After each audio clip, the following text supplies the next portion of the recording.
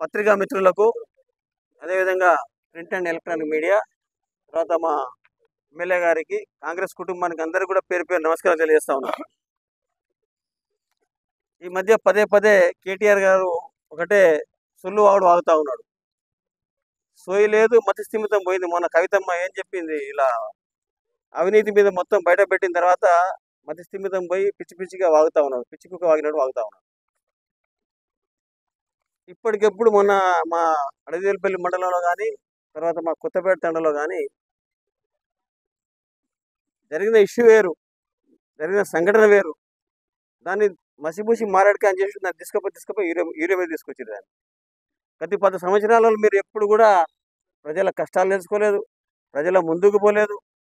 అడిగిన వాళ్ళ మీద కేసులు పెట్టిర్రు, రకరకాల హింసలు పెట్టి చిత్రహింసలు పెట్టింది మీ బీఆర్ఎస్ పార్టీ, మీ టీఆర్ఎస్ పార్టీ. పోలీసులు అడ్డం పెట్టుకొని రజాకారులను తలపించిన పార్టీ బీఆర్ఎస్ పార్టీ. మీ అందరికి తెలిసే విషయం. కానీ ఈ మధ్యలో ఏదో అధికారం పోయిన తర్వాత ఒకసారికి వాళ్ళందరికీ ఇప్పుడు పైలట్లు సైరన్లు పోగానే వాళ్ళందరికీ పిచ్చి లేచి, ఇటు జగదీశ్వర్ రెడ్డి, పోయిన భూపాల్ రెడ్డి, ఇటున్న దాని పేరు భగత్, ఇంకొక రవీంద్ర కుమారు, వీళ్ళందరూ వచ్చి సందర్భం తెలుసుకోవాలి, విషయం తెలుసుకోవాలి, అసలు వచ్చిన గొడవ ఏందని. దాన్ని ఆ రోజు జరిగిన సంఘటన ఏంది, సుమన్ సాయి సిద్ధినటువంటి పంచాయతీ పెట్టుకుంటారు, స్నేహితుల మధ్య జరిగిన కొట్లాడది. అని యూరియా కోసమో లేకపోతే పొలిటికల్ కూడా కాదు. సిట్టింగ్ షాపులు ఉంటాయి అక్కడ, కొత్తపల్లి 2 సిట్టింగ్ షాపులు ఉంటాయి అక్కడ. ఓ 10-12 ఒంటి గంట దాకా తాక్కుంటా కూర్చుంటారు. అక్కడ కూర్చున్న తర్వాత పంచాయతీ జరిగింది అక్కడ ఇద్దరి మధ్యలో.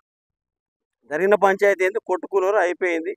ఫస్ట్ సాయి సిద్ధనేటోడు పోయి వాడపల్లి పోలీస్ స్టేషన్ కేసు పెడతాడు. కేసు పెట్టిన తర్వాత కేసు ఎవరి మీద అయింది, సుమన్ మీద అయింది కేసు. సుమన్ మీద కేసు అయింది.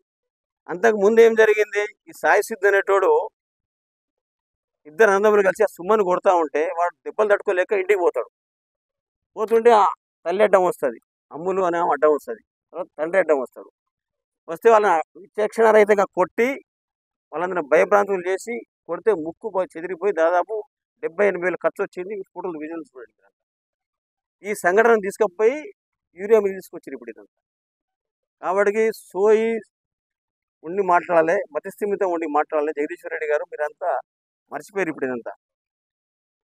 తర్వాత గోనియతండ దశలేని సమస్య మా అందరికి నోటీస్కి వచ్చింది. ఎప్పుడు ఆమె దెబ్బ తగిలిన సంగతి తెలియదు, మాకు సమాచారం ఇవ్వలేదు. మా స్కైలాబ్ నాకు సమాచారం ఇచ్చిన వెంటనే డాక్టర్ గారు చెప్పారు, తర్వాత ఎమ్మెల్యే గారు చెప్పలేదు, మాకు చెప్పలేదు, ఎవరు చెప్పలేదు. చనిపోయిన తర్వాత చెప్పగానే మేము పార్టీ తరఫున అందరం పోయినాం. వెంటనే పార్టీ నుంచి 2 లక్షలు ఎక్స్గ్రేషన్ ప్రకటించినాం. దీన్ని కూడా మీరు రాజకీయం చేస్తూ ఉన్నారు. అసలు యూరియా పాపం ఎవరిది, అది మాదా? అది యూరియా పాపం ఎవరిది, బీజేపీ పార్టీది. నిన్న మన కూడా వస్తాడు, మతిస్థిమితం లేని కూడా వస్తాడు, పైసలు ఇచ్చుకొని తెచ్చుకుని అధ్యక్ష యూరియా అమ్ముకుని ఉట్టిగా అని చెప్పి 200 కోట్లకు యూరియా అమ్ముకోని చెప్పేసి ఒకటి బదనాం చేస్తాడు. కాబట్టి ఈ బీజేపీ పార్టీలు బీఆర్ఎస్ పార్టీలు మతిస్థిమితంగా మాట్లాడుతూ ఉన్నారు వీళ్ళందరూ. కానీ మా వాడపల్లి ఎస్ఐ గారు ఏం చేసిండ్రు, కేసు నమోదు చేసి ఎఫ్ఐఆర్ కాపీ ఉన్నది. ఆ తర్వాత తీసుకుపోయి ఈమె దెబ్బ తగిలిన తర్వాత తీసుకుపోయి లా అండ్ ఆర్డర్ మెయింటైన్ చేయాలి కదా. లా అండ్ ఆర్డర్ మెయింటైన్ చేసినప్పుడు దెబ్బలు కుట్టిన మాట వాస్తవం ఉండొచ్చు. దాని మీద 3rd degree 4th degree KTR మాట్లాడడం, జగదీశ్వర్ రెడ్డి మాట్లాడడం ఎంత విడ్డూరంగా ఉన్నది. మీ పాలనలో ఒక రేషన్ కార్డు ఇవ్వలేదు, ఒక సన్నబియ్యం ఇవ్వలేదు, ఒక భూభారతి చట్టాన్ని ధరణిలో రైతులందరూ ఇబ్బంది పడ్డారు. కానీ ఇవాళ మా ప్రభుత్వం చేస్తున్న మంచి పనులకు మీరు ఓరలేకపోతారు. ఇప్పుడు యూరియా సమస్యను తీసుకుపోయి ఇట్లా తప్పుదోవ పడ్డ తీసుకుపోతారు. ఇలా జరిగిందేమో అది ఇష్యూ వేరు, కానీ యూరియా సమస్యను మీరు ముందు పెడతారు. కాబట్టి దయచేసి మీరు బీఆర్ఎస్ పార్టీ వాళ్ళందరూ గుర్తుంచుకోవాల్సిన అవసరం ఉంది. వాళ్ళు గిరిజనులే, వీళ్ళు గిరిజనులే, కొట్టుకుంది ఇద్దరి మధ్యలో పర్సనల్ ఇష్యూస్, తాయిగాడ కొట్టుకున్నారు పోయి. దీన్ని మీరు ఇట్లా బురద పోయడం మంచి పద్ధతి కాదని చెప్పి తెలియజేస్తున్నా. ఆ తర్వాత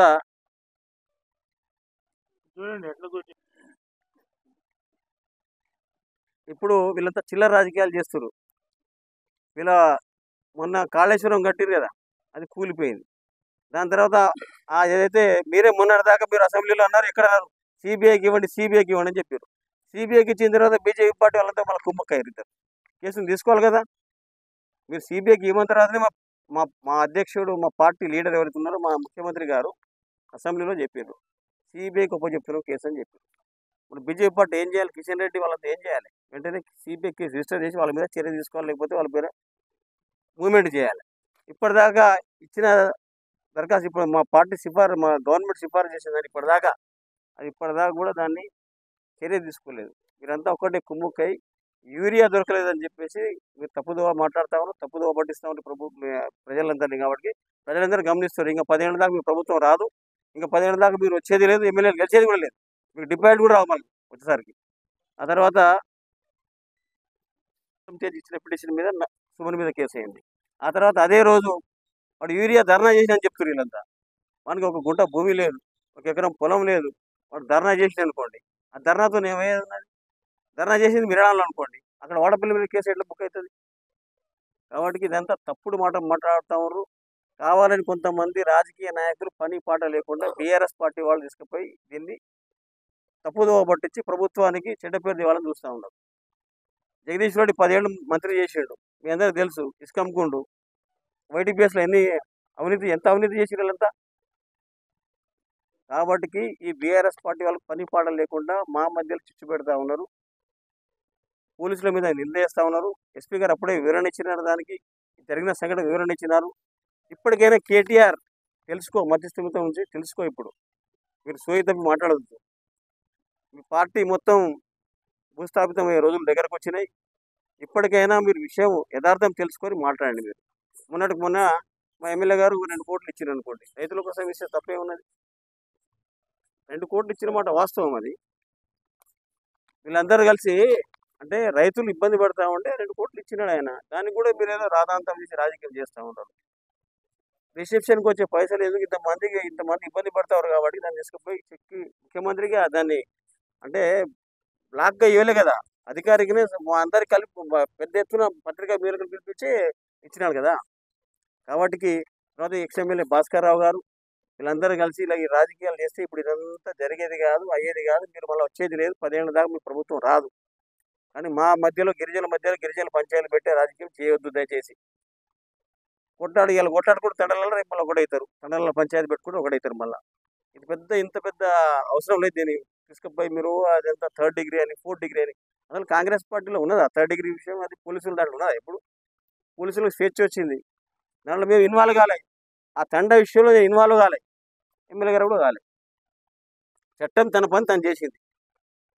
గతంలో జానారెడ్డి గారు హోంమంత్రిగా ఉన్నప్పుడు మా నారాయణ ఉండే మార్కెట్ కమిటీ చైర్మన్, ఇష్యూ అయినప్పుడు SC/ST అట్రాసిటీస్ బుక్ అయింది. మా వాళ్ళందరూ పోయి జానారెడ్డి గారు అడిగిపోయి, సార్ మన నాయకుడి మీద కేసు అయిందంటే చట్టం తన పని తను చేస్తుంది, ఎవడైతే తప్పు చేసేవాడు శిక్ష అర్హుడే అని చెప్పిండు. అటువంటి సంస్కృతి మా కాంగ్రెస్ పార్టీకి ఉన్నది, మా లీడర్లకు ఉన్నది. కానీ మీరు అట్లా కాదు కదా. గత 10 ఏళ్ళు ఎన్ని విధ్వంసాలు చేసిర్రు, ఎన్ని అరాచకాలు చేసిర్రు, ఎంత దోచుకుర్రు, ఎంత దోపిడీ గురి చేసిర్రు తెలంగాణ రాష్ట్రాన్ని. కాబట్టి దయచేసి మీరు మాట్లాడిన తర్వాత కూడా మీరు జాగ్రత్తగా మాట్లాడండి. ప్రజలందరూ గమనిస్తున్నారు. ఇప్పుడు ప్రతి ఒక్కరికి యూరియా ఇచ్చే దాంట్లో ఎమ్మెల్యే గారు, మేము, మా ప్రభుత్వం అంతా చిత్తశుద్ధిని పనిచేస్తూ ఉంది. ఇలా PSCs ద్వారా, ARSK ద్వారా, FPOల ద్వారా, NDCMS ద్వారా అన్నిట్లా ప్రతి ఒక్కరు కూడా యూరియా ఇచ్చే దాంట్లో మేము ముందున్నాం. మా ప్రభుత్వం ముందుంది, మా యంత్రాంగం అంతా పనిచేస్తూ ఉన్నది, మా పార్టీ కార్యకర్తలు పనిచేస్తూ ఉన్నాం. కాబట్టి దయచేసి బీఆర్ఎస్ లీడర్లు ఖబర్దార్, మాట్లాడే ముందు జాగ్రత్తగా మాట్లాడండి. మీరందరూ కూడా అక్క ఎంత పాపం ఏజ్ ఎంత, ఆమె ఇంటి మీద పోయి కొడితే ఆ ముక్కు దూరం ఫ్రాక్చర్ అయింది, హాస్పిటల్లో ట్రీట్మెంట్ తీసుకుంది, దాదాపు ₹1,00,000 ఖర్చు వచ్చింది. అది మర్చిపోయారు మీరు. తప్పు చేసినోని మర్చిపోయారు, తప్పు చేయని తీసుకుపోయి మమ్మల్ని అందరూ యూరియా కోసం అని తప్పుదోవ పట్టిస్తారు. ఈ రాష్ట్రంలో ఒక పెద్ద ఇది చేస్తా ఉన్నారు మీరంతా, ఏది బీఆర్ఎస్ పార్టీ వాళ్ళు. ఇంకా అధికారం ఉన్నట్టు అని ఫీల్ అవుతా ఉన్నారు. అధికారం పోయిన తర్వాత మీ అందరూ మధ్యస్థిమితో మాట్లాడుతూ ఉన్నారు. దయచేసి సూటిపోటు పనిచేయండి, మంచి పని చేయండి. మీరు ప్రజల్లో మంచి గెలవండి. మన అధికారం వాళ్ళంటే మీరు మంచి పని చేయాలి. ఇట్లా చెడు పని చేస్తే ఎవరు మిమ్మల్ని దేకుతారు? మళ్ళీ అధికారంలో జనాలు ఓట్లేసే పరిస్థితి మీకు లేదు ఇప్పుడు. కాబట్టి దయచేసి బీఆర్ఎస్ పార్టీలు ఖబర్దార్, మీరు మాట్లాడే ముందు మంచి మాట్లాడి కోరుకుని ముగిస్తున్నాయి. జై వర్గంలో జరుగుతున్నటువంటి అడిదోల్పల్లి సంఘటన కావచ్చు, నిన్న కొత్తపేట సంఘటన గురించి జరిగినటువంటి విషయాలు, తెర వెనుక జరుగుతున్న రాజకీయాల గురించి జిల్లా కాంగ్రెస్ అధ్యక్షులు ఎమ్మెల్సీ గారు వివరంగా తెలియజేసారు. నేను 2 అంశాలు చెప్పగలుగుతా. మరి గత 10 ఏళ్లలో నిన్న ఇదే జగదీశ్వర్ రెడ్డి వచ్చి 3.5 ఫీటు ఉన్నటువంటి జగదీశ్వర్ రెడ్డి 10 ఏళ్లలో మిర్యాలగూడ నియోజకవర్గాన్ని చేసిన అభివృద్ధి ఎంత, ఇవాళ వచ్చి గిరిజనుల మీద చిచ్చు పెట్టడానికి జగదీష్ రెడ్డిని తీసుకొని వచ్చిన భాస్కర్ రావు. మరి ఇదే గిరిజనుల కోసం, ఈ గిరిజన అభివృద్ధి కోసం ఇదే జగదీష్ రెడ్డిని 10 ఏళ్ళు అధికారంలో ఉన్నప్పుడు, ఆయన మంత్రిగా ఉన్నప్పుడు తీసుకొచ్చి ₹1 పని చేసినటువంటి దాఖలాలు లేని భాస్కర్ రావు ఇవాళ జగదీష్ రెడ్డిని తీసుకొచ్చి ఆయనకు మొహం చాటేసిండో, లేకపోతే భాస్కర్ రావు రావడానికి ఏమి ఇబ్బంది ఉందో రాకుండా ఆయన బట్టి ఓ చెంచాగాలం పంపించి జగదీష్ రెడ్డిని తీసుకొని వచ్చిండు. నేను ఈ వేదిక ద్వారా కానీ పార్టీ ఆఫీస్ మిర్యాలగూడ నియోజకవర్గ కాంగ్రెస్ పార్టీ ఆఫీస్ నుంచి నిన్ను ఇలా ఒకటి అడుగుతున్నాం భాస్కర్ రావు. నువ్వు గత 10 ఏళ్లలో ఈ నియోజకవర్గం చేసినటువంటి అభివృద్ధి ఏంది? గిరిజనుల కోసం నువ్వు పాటుపడ్డటువంటి శ్రమ ఏంది? దానికి బహిరంగ చర్చకు నువ్వు సిద్ధమా? రాజీవ్ గాంధీ బొమ్మ దగ్గరకు వస్తావా? అమరవీరుల స్థూపం దగ్గరకు వస్తావా? ఎక్కడికంటే అక్కడికి రా, లేకపోతే దామరచర్లకు వస్తావా? అడిదేవులపల్లికి వస్తావా? అది చేత కాదు. ఉన్నన్ని రోజులు గిరిజనులను అడ్డం పెట్టుకొని గిరిజనుల మధ్య చిచ్చు పెట్టి నీ యొక్క పబ్బం గడుపుకున్నావు. ఇవాళ నీకు సాగుబాటు కావట్లే, ఓడిపోయినావు కాబట్టి నువ్వు జగదీష్ రెడ్డిని తీసుకొని వస్తున్నావు. 100 జగదీష్ రెడ్డిలు వచ్చినా, 1000 మంది భాస్కర్ రావులు వచ్చినా మిర్యాలగూడ నియోజకవర్గంలో నువ్వు కనీసం ఎమ్మెల్యే కాదు కదా, వార్డు మెంబర్ కూడా గెలిచేటువంటి పరిస్థితి లేదు. ఇవాళ లోకల్ బాడీ ఎన్నికలు వచ్చేసరికి మళ్ళీ గ్రామాల మధ్య చిచ్చు పెడుతున్నావు, గిరిజనుల మధ్య చిచ్చు పెడుతున్నావు. ఈ వేదిక ద్వారా నిన్ను ఒకటే ఇవాళ అడుగుతున్నాము, భాస్కర్ రావు నువ్వు తిన్నటువంటి ప్రతి అవినీతి సొమ్ము రానున్నటువంటి రోజుల్లో కక్కేటటువంటి రోజు వస్తుంది. నువ్వు ఈ నియోజకవర్గంలో 10 ఏళ్లలో YTPS లో 100 కోట్లు 1000 కోట్లు తిన్నావు. దామరచర్ల మండలంలో 500 ఎకరాల అన్యక్రాంతం భూమిని నీ పేరు మీద రిజిస్ట్రేషన్ చేయించుకున్నావు. ఈ నియోజకవర్గం నువ్వు 10 ఏళ్లలో ఇసుక దందా నీదే, గుట్కా మాఫియా నీదే, కరోనాలో ఆంధ్రాకు కూడా మందు అమ్మినటువంటి చరిత్ర, నీచమైనటువంటి చరిత్ర నువ్వు.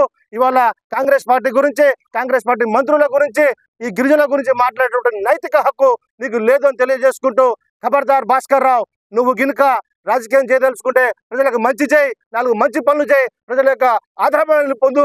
అంతేగాని గిరిజనుల మీద చర్చ పెడితే మాత్రం నేను ఇదే రౌండ్ కానించి, రాజీవ్ గాంధీ బొమ్మ కానించి ఫ్లైఓవర్ వరకు ఇదే ప్రజలు తరిమి కొడతారు, బట్టలు కూడా తీసి కొడతారని తెలియజేస్తూ, నువ్వు ఇంకొకసారి ఇటువంటి చిల్లర పనులు చేస్తే మాత్రం ప్రజలు నీకు తగిన బుద్ధి ఆల్రెడీ చెప్పిర్రు, నీ కార్యకర్తలు కూడా బుద్ధి చెప్తారని తెలియజేస్తున్నాను.